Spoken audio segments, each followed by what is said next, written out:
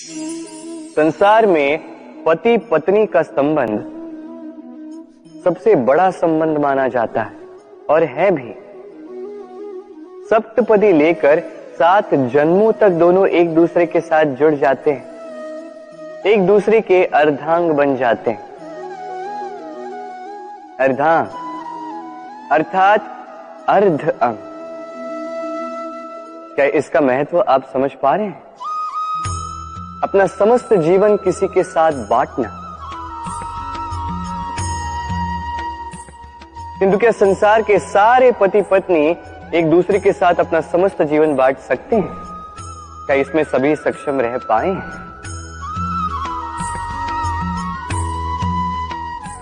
अपना जीवन किसी और के साथ बांटने के लिए सबसे महत्वपूर्ण बात है स्वीकृति, स्वीकार करना। सामने वाले व्यक्ति को स्वीकार करना, उसकी अच्छाइयां भी, उसकी बुराइयां भी। संपूर्णतः रूप से व्यक्ति को स्वीकार करना होगा, तभी ये संबंध बढ़ेगा, तभी ये संबंध और भी सुंदर बनेगा।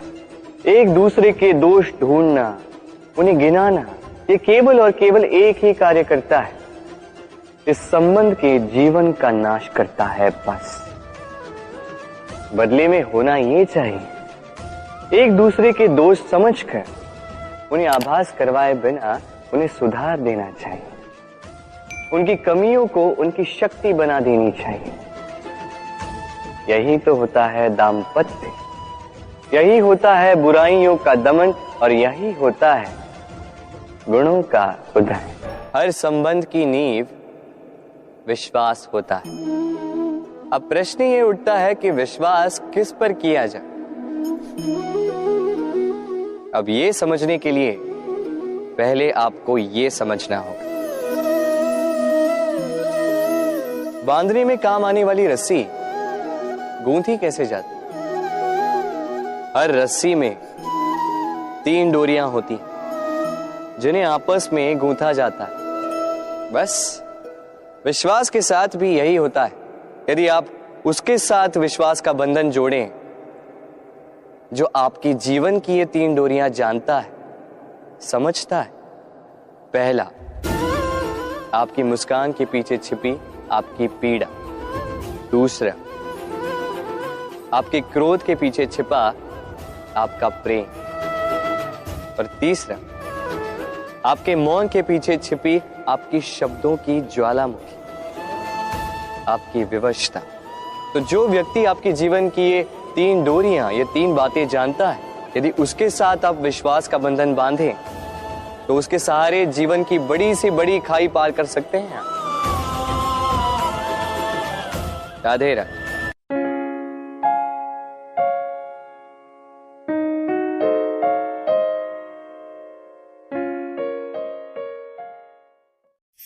अग्नि, चौथा तत्व, सबसे अधिक महत्वपूर्ण, उससे भी अधिक भयावह। कभी अग्नि को नियंत्रित रूप से चूल्हे पर जलते हुए देखें। ये अग्नि हमें अन्न पका के देती है, जिससे हमें शक्ति मिलती है।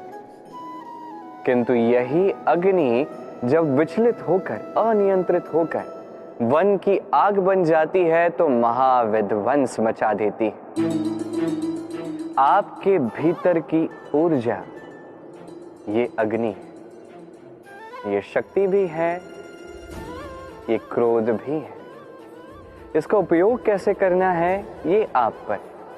यदि कोई व्यक्ति अपनी भीतर की ऊर्जा का उपयोग करता है शक्ति के रूप में, तो वो विकास कर सकता है, निर्माण कर सकता है। किंतु यदि व्यक्ति अपनी भीतर की ऊर्जा को विध्वंस का अस्त्र बना दे तो निश्चित रूप से महाविध्वंस कर सकता है, जिसमें नाश उसका भी होगा। वर्षों पूर्व ऐसी ही एक अग्नि से इस सुंदर पृथ्वी का जन्म हुआ था, और वर्षों पूर्व ऐसी ही अग्नि में सभी जीव संसार के विलुप्त हुए थे। अब आप अपनी भीतर की ऊर्जा से निर्माण करना चाहेंगे या विनाश करना चाहेंगे, निर्णय आपका है। आइए और मेरे साथ प्रेम से कहिए राधे राधे।